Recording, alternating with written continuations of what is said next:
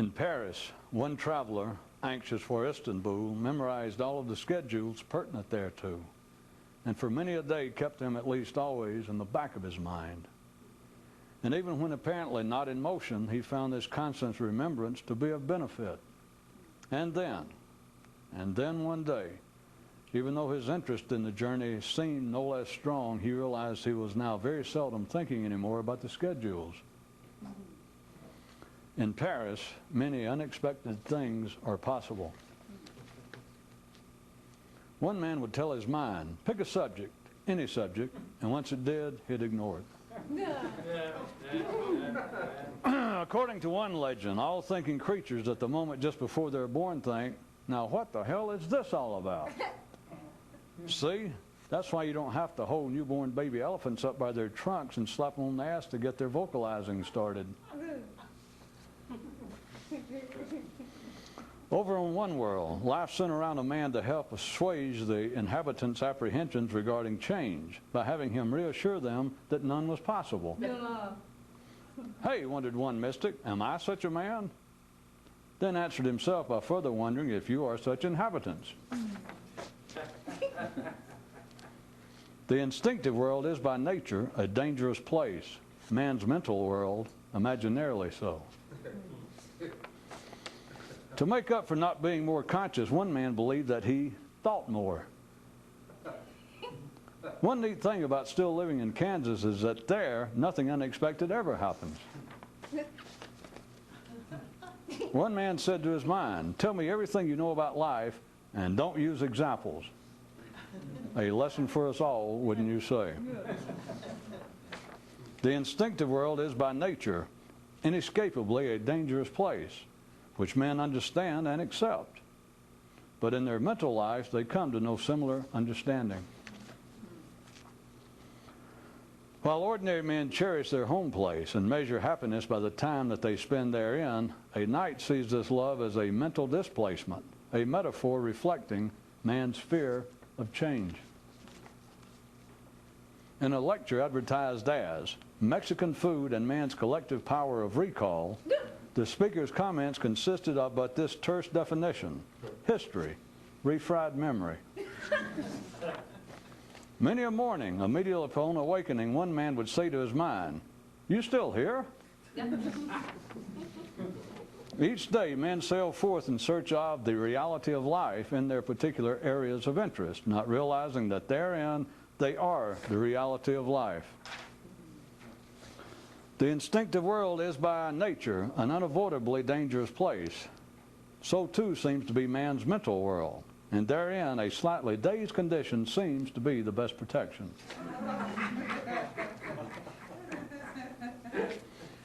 The norm's never funny.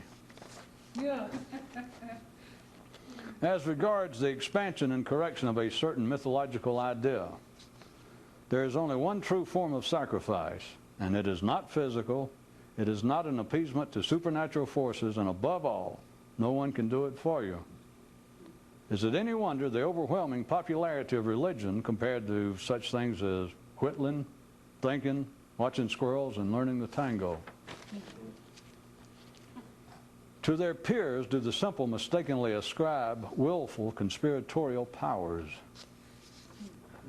Midway through his questful life, one knight stopped and reflected on the amount of effort he had thus put forth compared to the apparent success he had thus achieved, and thought, talk about your much ado, about your much a little. But, being the stalwart warrior he was, he wiped the full sweat from his brow, clenched tighter his imaginary saddle, and said to his sole trusty steed, all right, boy, let's ride some more. Rather than even speak to his mind directly, this one man began using an intermediary.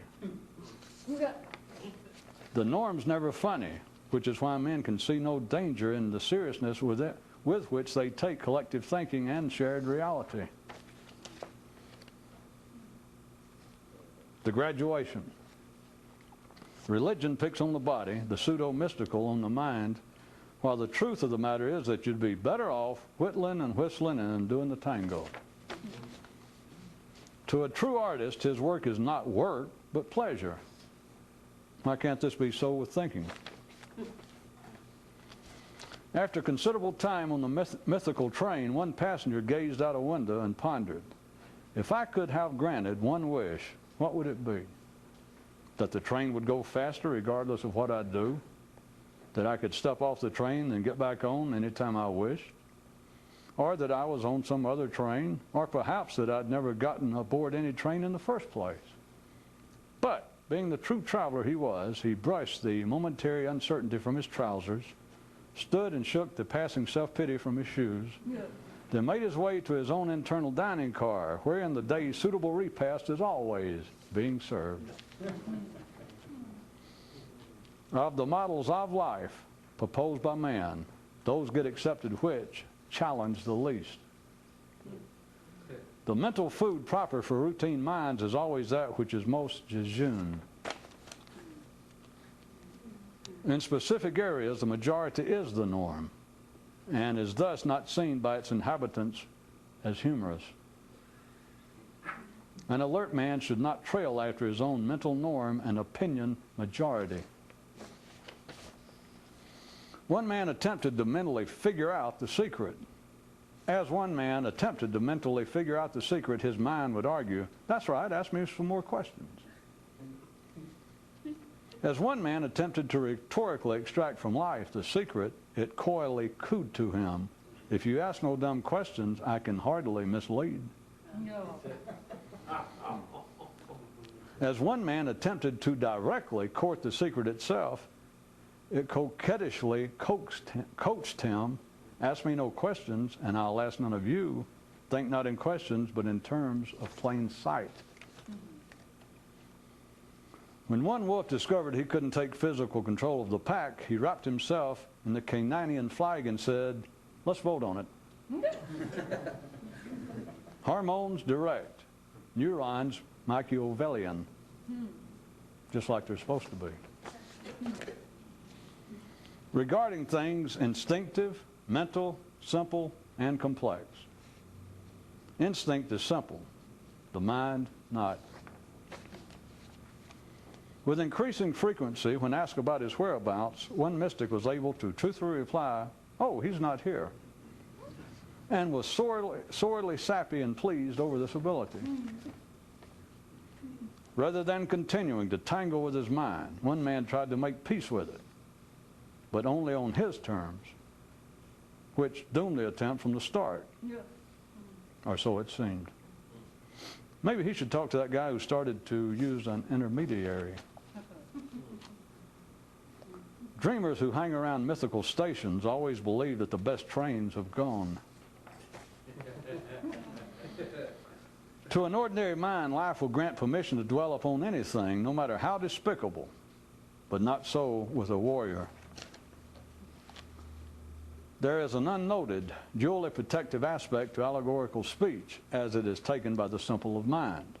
It first makes them believe things are stranger than they actually are, and secondly, they tend to take it literally. The first voice said, there is the matter of frequency and there is the matter of accuracy. And a second voice asked, are we by any chance speaking of the attempt to increase awareness? But no, he thought. One of the matters mentioned is nice, but superfluous in our instance.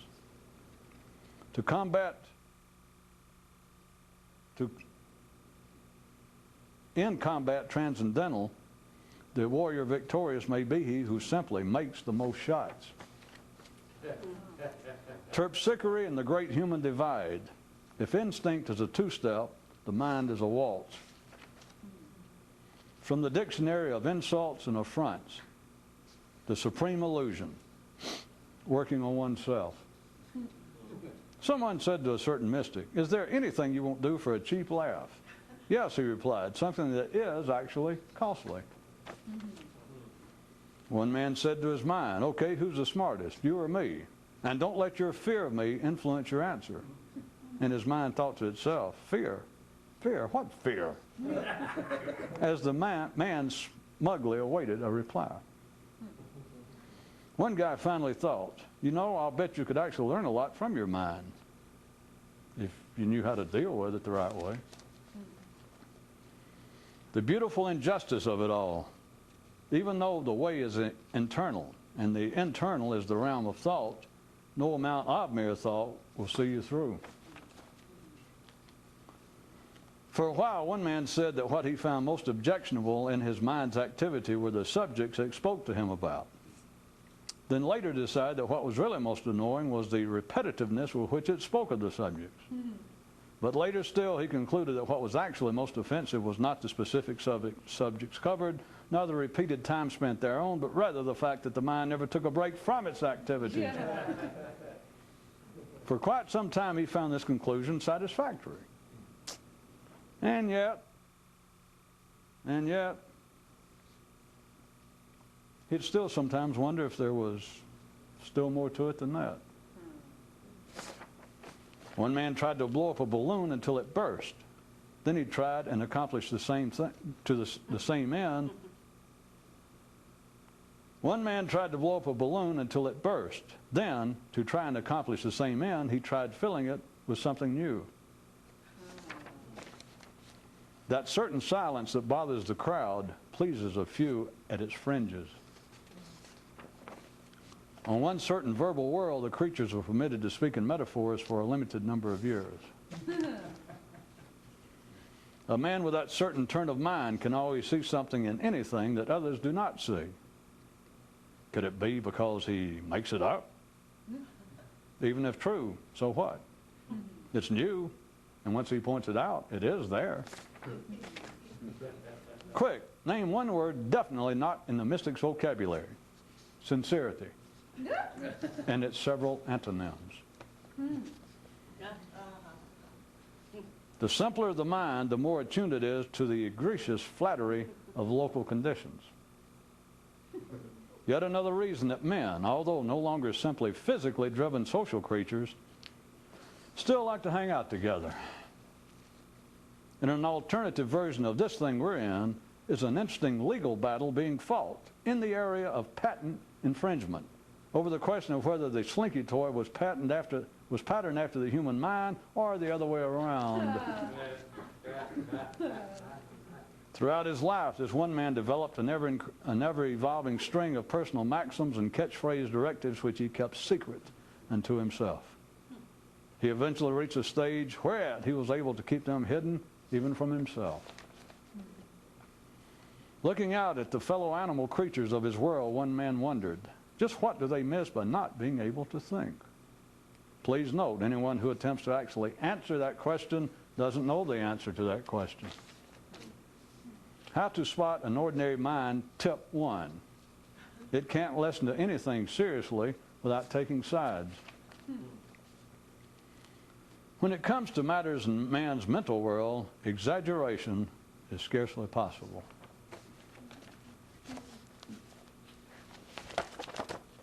Automotive news. This year's model is out, and you're not it. Health news. Instinctively speaking, if you're physically alive, you're well.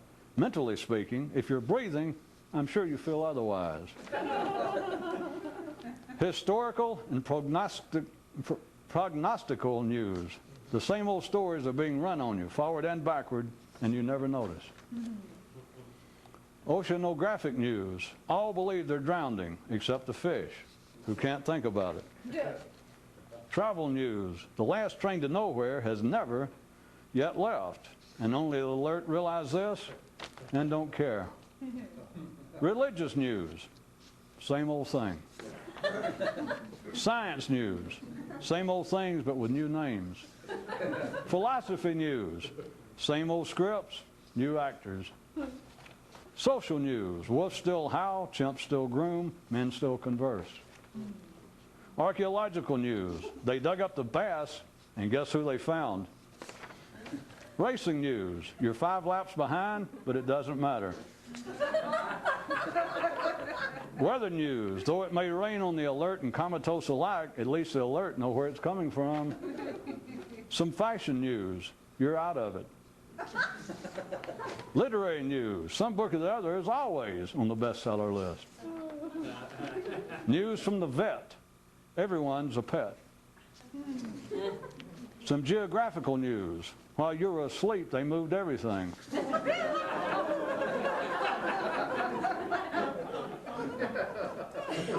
Financial news. When it comes to profit and loss, only the mind can conceive thereof. Instinctively speaking, all creatures silently press on, or else they don't, with no calculations necessary. Enough said? Since nothing need be said. Political news. You've been voted out of office. Don't you wish?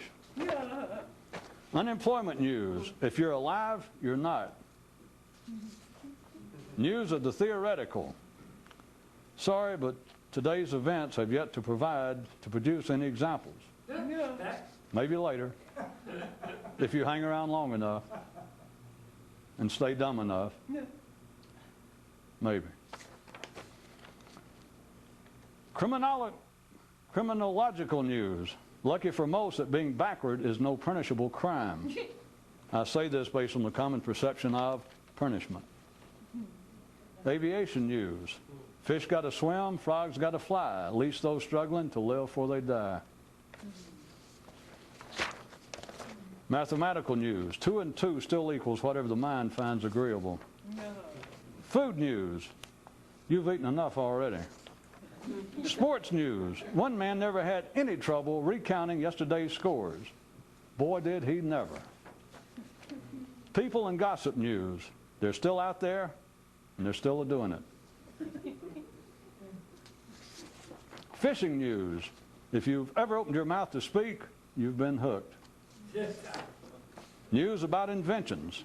The big ones yet to be thought of. Drug news. They're still available. Can't avoid them. Kitty news. Grow up. Adult news. Grow up some more. Psychiatric news. Down at the hospital, they all ask for you. Some guilt news. I don't have to tell you what it is. You know what it is. Farm news. Some humans continue to appear more intelligent than some animals. Botanical, ecological news. Lucky for man that plants have yet to revolt. And now some news regarding the fear of moving onward. But I digress. Musical news. They're still playing your song. Advertising news. The non-essential still must be promoted. This item could, of course, been presented as news regarding religion, politics, the arts, and most everything else. And finally, some news about the secret.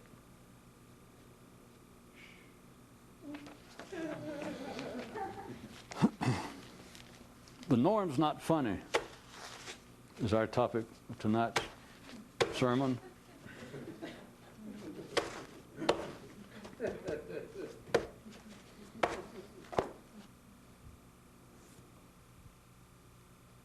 The norm is not funny, and in all specific,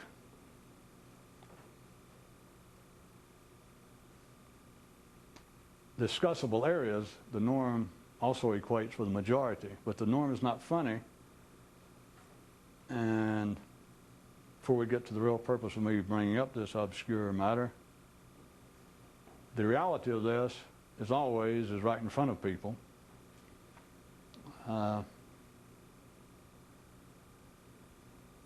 Overweight people amongst themselves have no jokes about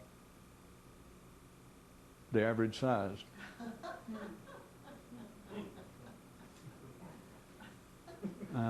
Gays have no equitable jokes about straight people, as straight people do about them. And conditions where there is a, say, political or even racial, religious minority, they do not have jokes about the majority equal to the other way around. Now, I assume you got all that. We all know that there are jokes aplenty about fat people. But fat people do not have, the process is not reversible. Fat people do not have jokes about the average size. And I know that we all know there are plenty of jokes about gays, about homosexuals, and I'm sure that they've got some weak attempt. But without even knowing what they are, I can assure you that they would not be equally funny. I'm sure, I can guarantee you, even amongst themselves, the jokes are just, they just barely elicit a chuckle, a charitable chuckle. Or if you're in a position where there is a political, let's say, minority, you're in a land where the Hindus are in the majority. The Hindus have jokes aplenty. I say that Muslims are in the minority. There'll be jokes aplenty about Muslims. But they just know Muslim jokes about the Hindus. Has everybody got that? Yeah. I'm sure that there are attempts. But just think about it. Just try and put yourself in a position. Is giving you credit for being fairly literate, intelligent. You don't have to be in a minority somewhere. You don't have to be gay. But just try and think, what kind of joke can you make about straight people if you were gay? Notwithstanding, I'm sure somebody gives it a shot, but it cannot be funny. Not in the same sense that it seems to be funny for the majority of whoever it is, if we're speaking sexually, religiously, politically, body size. The norm is not funny. It is not. Try and make up a joke about the norm. And we've got plenty of people who are quite literate, verbally adroit. You cannot find, the norm is not funny. Now consider, the reason I bring this up is not about any minority groups, but since most people's mind concerns itself with what appears, most people's thinking concerns itself with what appears to be the matters taking place external to man, his environment, the relationship between people, which is of no more interest to someone who can think than is gossip and fashion and who did win the Talladega 500. The norm is not funny, and of usable significance to this is how the majority, that is the norm of your thinking, demands to be, without saying so, but it demands to be taken seriously. Not only the examples I just pointed out, even though I'm sure an ordinary mind might want to argue and say that's not, that they would try to think up examples. Like in the political situation, it was a Hindu majority situation somewhere. The Hindu, and they have a Muslim minority. And of course, as you know, we could be talking about Jews and Christians, Jews and Muslims, anybody. The Hindus in that situation are going to have all the nice jokes that you could want about the minority Muslims. And you know damn well how life is that the Muslims are going to have plenty of barbs that they verbally direct at the majority Hindus. But insofar as it being funny, that they can sit around in the same sense that you had on a street corner in a cafe sitting somewhere in this one area that I'm making up, the Hindus, the majority group, straight Hindus of average size. How about that? We'll get them all. They can sit around and make jokes, and just as every time there's a lull in the conversation between cigarettes and coffee, they'll just make almost, it seems to be an unending string of jokes about overweight gay Muslims. You understand the point, about Muslims. Now, sitting down the street somewhere in the ghetto areas, sitting at a cafe populated only by the minority Muslims, they will certainly be taking aggressive, hostile, sneering shots, as they're supposed to, at the majority Hindus. But surely you hear what I'm saying, that if you stood there taking, not even withstanding the kind of edgy aggression I pointed out that is salient, is extant at least in all humor with ordinary minds, but discounting that even at a lower level, if you were standing outside the cafe where the Hindus are sitting there making jokes at the Muslims, the minority, you would hear a certain kind of laughter. And we're here not talking about good or bad, and there's no judgment of it, but you could hear a certain kind of laughter that would, if I said, well, how's that sound? You say, well, they're laughing. I don't know what they're laughing at, but it's laughter. I said, okay. And right quick, I spirited you over to the cafe where the minority Hindus, Muslims are, and you hear certain kinds of what would seem to be laughter, if you had to call it something, kind of guffaws and little sneers and chuckles and yeah. And if I said, well, that to them over here, that's their kind of laughter. Does that sound like we just heard at the other place? You would surely, or they would, but I'm saying you surely hear what I'm saying. It would not even sound, it wouldn't pass muster as being run-of-the-mill laughter. Again, if you were intelligent at all and you listened, you'd go, well, I guess you might say is trying to put a general label on what their conversation, that there is much, quote, laughter going on, but it sure doesn't sound like they're enjoying it. I mean, it sounds like there's something more. It sounds like it's probably some sort of hostile political conversation or debate of some kind, and they're just making cheap jokes, kind of hiding aggression within attempted humor. It'd just be obvious if you stood there and listened and you had just been exposed to just what passes for ordinary humor. They cannot come up with anything, even though it may make them laugh, it may make somebody go, ha, ha, ha, that they made a joke at the majority, at the norm of their situation, the majority being the norm there. They may be able to do that, which amongst themselves will elicit something that could charitably be referred to as laughter. But if you heard it, you would realize that it is not, you cannot take what the majority, what the norm had done down the street at the other cafe. You cannot take the jokes going from the majority to the minority, from the norm to the ad norm, and reverse it. Think of any joke you can. I'm not going to even bother coming up with examples, but think of any joke that you can think about straight people making jokes about gays, and come up with a punchline, and try to turn it around and imagine that the gays were the people in the original setup, and then reverse it to where the punchline has got to elicit a joke, laughter, based upon them. Just reverse the situation onto a straight person, or an overweight person onto an average-sized person. There is no humor. It is not funny. The norm is not funny, and after all the time that we've spent here, I have trying to poke you in the ribs mentally to consider how people take things seriously, what passes for humor. But normally, I'm sure it appears to be some sort of an attack on seriousness. The inherent danger to the person attempting to do anything extraordinary with himself internally is that what passes for your thinking, what passes for your personality to you, what passes for your internal being, what passes for your consciousness, is within the framework. Now look at you as being this neighborhood, look at it being this locale somewhere I'm talking about, like this one little small area composed of Hindus and Muslims, and Hindus are in the majority and Muslims are in the minority. In other words, we're talking about one locale, a specific place. Now consider that kind of specific place everything that just normally, as vague as it seems to be normal, usually, but as specific as is your mind, if you're asked about it. And if I say, would you have your own mind, your own thinking? You go, yes. If I say, well, do you ever go around being aware of where the limits are, or how it's confined, and what constitutes the extremities of your thinking? Like, do you ever picture your thinking as being like a place, like being a little ranch?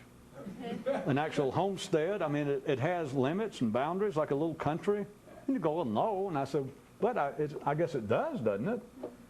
Doesn't it? And I'm sure the person, if they'd follow that metaphor for a minute, would go, yeah, because if you didn't have, you would be crazy. You could not think. So you would say, well, yeah, my mind does. I guess if we could take a photograph of my mind with all of its little peccadillos and eccentricities and its ins and its outs, I guess my mind would create a unique picture. All men like to believe that, and we'll let it go. Well, it does enough for them to talk about. And they'd say, yes, my mind would constitute a definable and observable, some separate set of thoughts, beliefs, opinions, etc., that would make it distinct from other people's thinking. So we got that. And I'd say, in other words, we could metaphorically refer to it as an actual, like a place. Like its own little country, its own little place, locale. And you go, okay. Then, what is not taken into account, though, is within that area, within your own mind, ordinarily, you have a norm. You have a majority. If you're sane, well, you got one even if you're not sane, by ordinary standards, not our standards, but leave it to them out there. Whatever the general locale and the time and place calls sane, that's what we're calling sane and acceptable. If you're sane and acceptable, then the majority, the norm of your thinking processes fits the collective perception of sanity and reality. But you have a minority. It is of no consequence if you're ordinary. It is the kinds of things that people generally, if for some reason it is brought into the cafe, people by the majority, they dismiss it as aberrant thought. They will try to explain it away as some sort of reaction to childhood unconscious traumas. Put it to you crudely. Everyone, the sanest of people, the Pope, our President, the Prime Minister, uncontrollably, they at times have very naughty thoughts. The Pope has very unchristian-like thoughts. Our President has very unstatesman-like thoughts. Doctors have very unhealth-inspiring thoughts. And at least we leave it all in their hands. You all know that you all the time, suddenly things run through your mind that should they be publicly known, you would be severely chagrined. Yeah. You would want to change your name. You would want to deny that you had them. And if we had proof positive by a photograph, a mental photograph, you'd go, well, you're right. Sometimes it happens, but they are so despicable and they're so foreign to me, they have nothing to do with what I really am. I guess I just try and push them out of my consciousness. That's the minority. The minority with an ordinary sane person, minority parts of one's mental landscape is not taken into account. It serves no function. It has no usable strength to it. It cannot even act as joker to the king's court. It cannot act as a political satirist to the majority, because to the majority they're the norm, and the norm is not funny. I might then point out, that wasn't the point of all this tonight, of why some of this, oftentimes, well, around here it seems to be fairly regular, seems at times to be so funny, or at least it makes you laugh when it wasn't an actual written punchline. But with ordinary people, or with you operating at the ordinary level, you can find nothing funny, just operating at your own level. Take my place that we're calling the island of Goog, wherein there are two major groups, the Muslims and the Hindus are in the majority, and the Muslims are a fractional minority. All right, picture that. The island of Moog is also being your mind. If you're attempting to do something extraordinary, if you're just attempting to learn anything about the nature of life outside that which is normally available, which if you have any sense, but now you're sorely disappointed therewith, that is, no one can explain what the hell is going on. And so if you attempt it off on your own, and all you have to listen to, the only ones that you take to be serious, the only part of your mind that you take to be of any possible significance is the norm, the majority. Remember, as you're supposed to.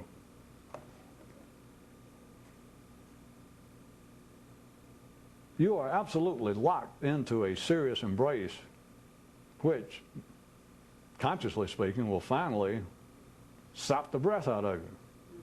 That if you dance with the majority, if you take the norm to be what it presents itself to be, which is deadly serious, what can you do? Because in one sense, I'm not going to stretch this too far, but in one sense, to take the allegory I've made up already, this picture,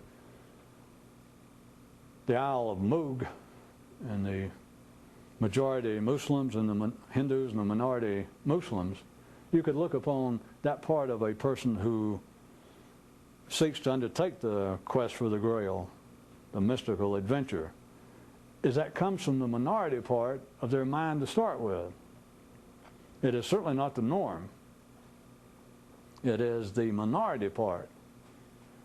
This is a valid application of my own self-made allegory. But realize or consider that if you take it on that basis to start with, what is the minority? How are they ever going to handle that which is the majority part of your thinking? Well, to begin with, as in the logistics of any combat or potential conflict, if you're in the minority, notwithstanding some extraordinary use of extraordinary weapons that you may have, but just based upon general logistics, if you're in the minority, you're not going to overthrow the majority. If we're talking about one-on-one combat, and that you're attempting to stage a coup with your own thinking, if we have on an island of 10,000 people, 1,000 of a minority group, 1,000 of 1,000th part, let's say I have 1,000,000 people, of that part of your mind attempting to figure out, to find some other explanation, some other analyzation, some other views of life than those available. And those available, you've got to remember, it's not a conspiracy and it's not the stupidity on your part. It's that all the information, all the views that are available that seem to be sane, which are the only ones you'll pay any attention to, are the output of the norm. When you live on the island of the Hindus establish what reality is. If you live on an island run by the green people decide what is reality.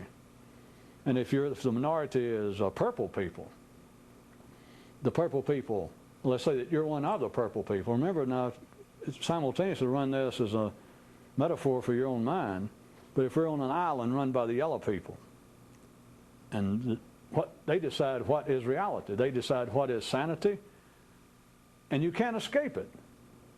Even if you're in the minority, if the minority group now, let's call them the purple people, and you're one of the purple people and you're sane as sane as the people in the majority, and you grew up there on the island in the midst of the yellow people, they're the norm, then you cannot suddenly, even if you begin to suspect that, well, just because they say that everything that is yellow, that all the yellow descriptions are the norm and that's the proper, that's the only ones, even if you suspect that may not be true, that may not be the extent of it, to start with, you've got nowhere else to go.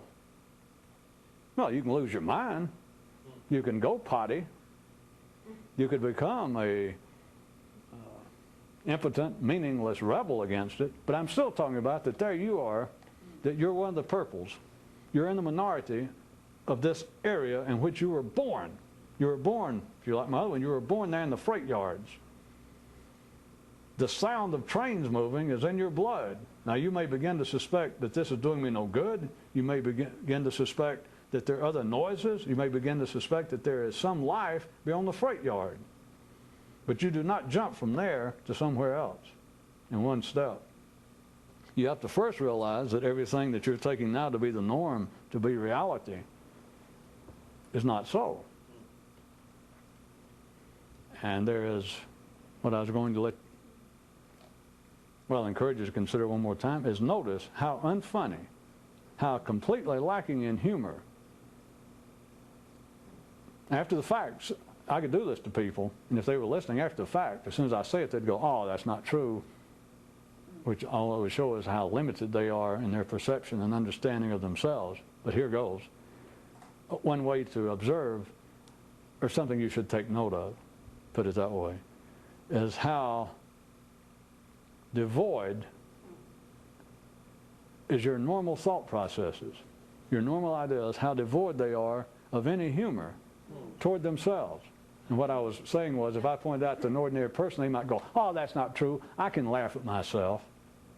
I mean, I didn't make up that phrase. That's an old phrase. Oh, I can laugh at myself. In what way is that, sir? Oh, I can laugh sometimes that I'll come to a party and realize that I'm still wearing wide ties, and I look around and I realize wide ties are out of fashion. And I can make a joke about it that I don't keep up. Well, that's really big. I mean, that's really insightful. You understand my dramatic sarcasm to that? That's got no pertinence whatsoever to what a man really takes seriously. The norm is not funny. Those in the norm, those in the majority, find no humor to themselves, with themselves. How are you ever going to make any inroads into shaking that kind of solemn? And serious and solemn really doesn't begin to cover it. I keep saying it, and if you're listening in a certain way right now, and me talking about the normal part of your thinking, the opinion majority, the yellow part of your mind, the Hindu part of your mind, of your island of mental goog, sees no humor in its positions. It sees no humor in any way about itself. And since you cannot overthrow it to start with, since you are outnumbered and some sort of direct conflict, some kind of direct, which people try, overthrow of your mind, people, the impossibility of it, at least, and to give them some credit if you want to look at it this way, the perceived extreme difficulty of doing so is part of the entree, the explanation, you might say, that people give themselves, would be mystics for in taking up with drugs. Because there is this kind of non-understood suspicion that to immediately overthrow, let's say that you're a 15, 20-year-old purple Muslim on this island. In other words, you were born a wired-up potential mystic, and you know, assuming again that you are able to survive without becoming a rebel, which is meaningless in the external sense, and you survive without going Dottie yourself, becoming a part, that you survive some way for 1.5, 2 decades, and you realize that life as it's perceived, life as it is described, life as it is written about, all the way from religious texts into the most obscure philosophical models, you realize that all of it is lacking something. In other words, you begin to feel, no matter what terms are used, that it is some sort of potential conflict between you, at least between a potential part of you, and almost every model of life. Not life itself, because that would just mean that you're nothing but a rebel, but you understand that you're not in some sort of potential or some sort of conflict with the instinctive world. In other words, you can eat and you can quit when you're full. You're not tied up in knots sexually. You're just an average person from the level of consciousness down. At the instinctive survival level, you're Joe Q. Smith, anywhere USA. Mr. Average. But you begin to realize up here you're not Mr. Average, and everything that's taken to be average, which is the norm, which is the commonly perceived reality, in a sense you understand that it's you against that.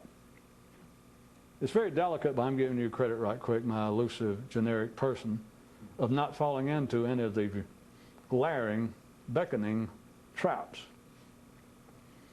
But there you are, and you realize in some sense that it's a struggle, it's a contest, it's a conflict between something in you, which is nascent. It is just it's like an itch. It's like a seed that's just barely been planted, much less is growing. It's just something in you that you know, that you cannot name, that it's something in you that's in conflict with everything out here at the mental level. You understand by conflict, that is what is taken to be the norm. What the majority says is reality. You can see it, you can live with it, you do live with it, you deal with it, but you understand that something is rotten in the fine island of Moog or Gorg or whatever it was. You understand, you sense that there is a conflict that will ultimately come to that, but there's nowhere to start. Because you realize that the world out here, the norm as it's taken, operates quite efficiently. You understand that you must deal with it if you're not a hermit, that you can deal with it on the basis of the rules of the game as they seem to be, at least tacitly, stated. You've got no great problems. You can deal with that machine. You can deal with that game. You can deal with that kind of reality. And yet you know that it's just irrelevant to your interest. You know that in one sense it is not even correct, even though it works, even though it's logical, even though it makes sense. But you got to remember, inside of any game, let us say that you were a chess piece, and somebody drops you, or let's say you're a checker piece and somebody puts you on a chessboard and you see the game going on, it makes no sense. And vice versa. But within the game itself, then, if you tried to turn to the chess piece, once you've set him on the board there amongst the checker piece amongst the chess pieces, and you try to explain what's going on, it makes no sense. But each piece within the game, if you were born there on that game board, it makes sense, and you can't even explain it away. If you ask the chess piece, well, he says, well, something's not right here. The checker piece. And you put him down on the board, at least over on the edge on an empty square, and he watches a chess game for a few minutes. And you say, what do you think of this? And he said, well, it's insane, or I don't understand it. And you try to explain it to him, it still makes no sense. Because all he knows is that he was born on a checkerboard, and that game makes sense. And it's got nothing to do with his stupidity. It's got nothing to do with his lack of consciousness. Above all, you couldn't start making jokes about the limited, if you start saying, well, you want me to tell you why the chess game seems to be insane or you can't comprehend it, is because you guys, no offense, but you guys only go boom, boom, boom, boom. The only thing you do is move straight ahead. And some of these guys, and he goes, yeah, I've noticed. I know what you're about to say. And you say, but have you noticed some of these guys not only can go backwards and sideways, some of them can go doop, doop, and then sideways, up this way, and then back, and then sideways. And you go, yeah, hey, I'm hip. But that is not a point to make him feel bad. But as far as he's concerned, that's not possible. Well, it may be possible. It's abnormal. It has nothing to do with his sense of reality.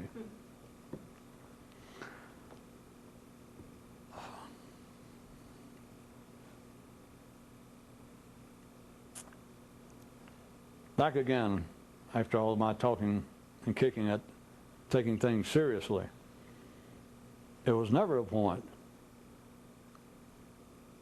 No, it's never a point with anyone who understands anything of simply laughing at that which other people take seriously, to specifically then to isolate, to select some area, some particular religion, some political belief, some group of people, or anybody, and to laugh at them and say, well, they're ridiculous to take that seriously. Everybody takes everything seriously. That's part of the norm. And I'll try again, to a would-be warrior, to a would-be mystic, the internal danger of what I'm describing is the fact that it's down there impossible to ever get your fingers in the crack of seriousness, because what you normally take yourself to be is not funny. Now again, don't fall into why I normally take myself to be. I do find funny because I got a big ass. My nose is real big.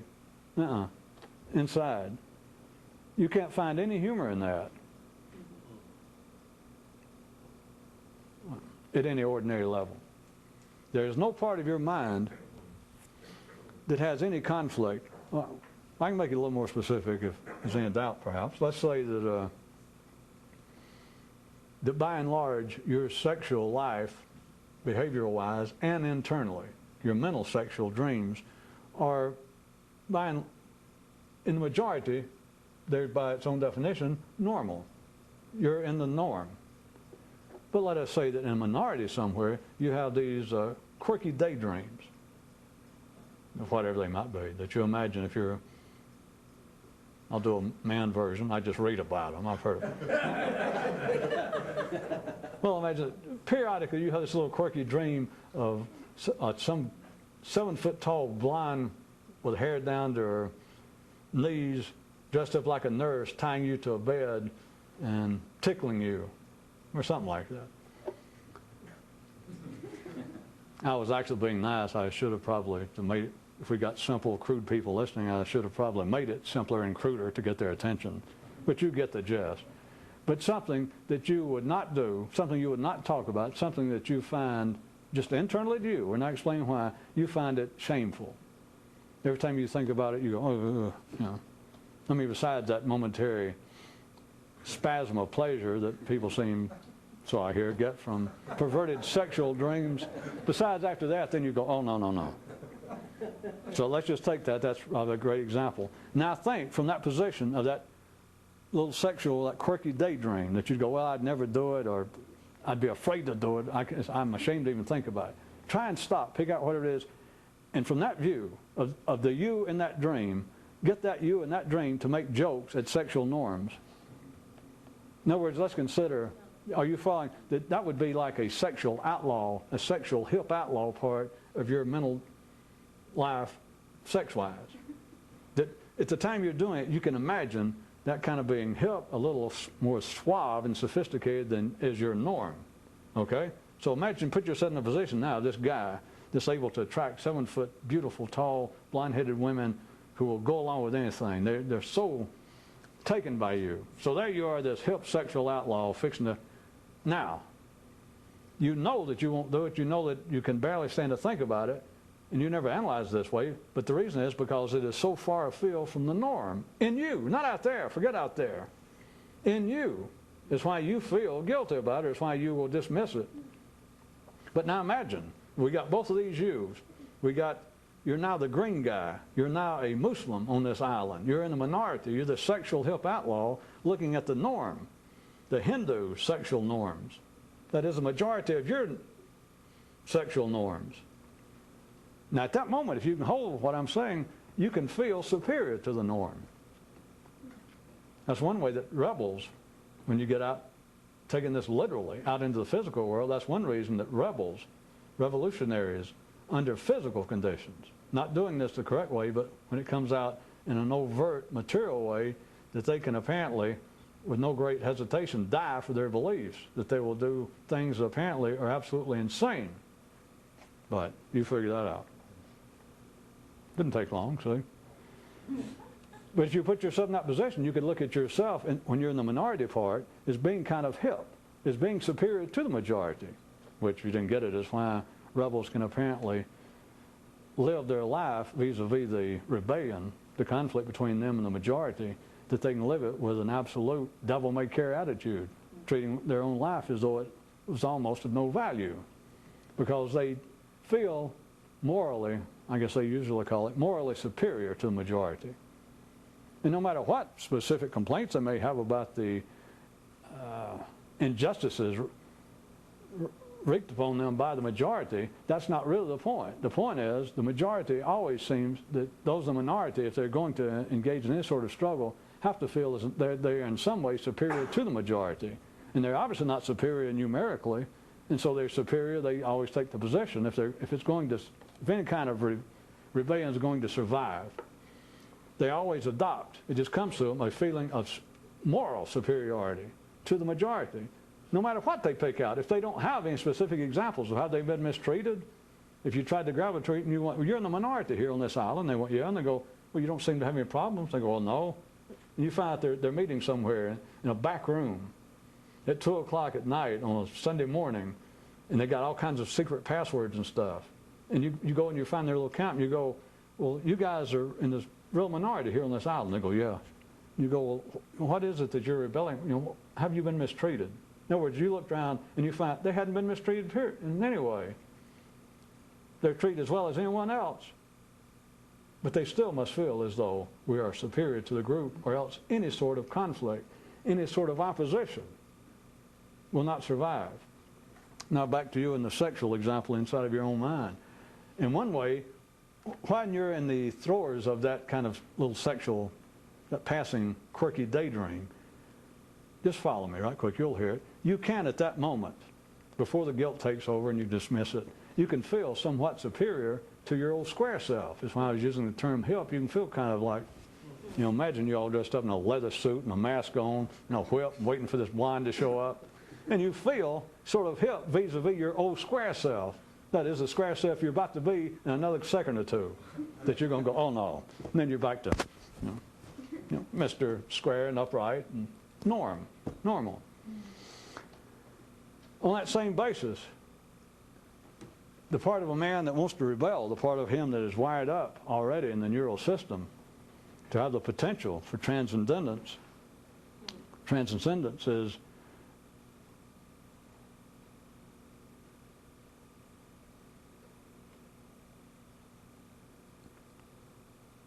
is almost left with having to adopt some feeling of moral superiority, whereas there's no foundation for it.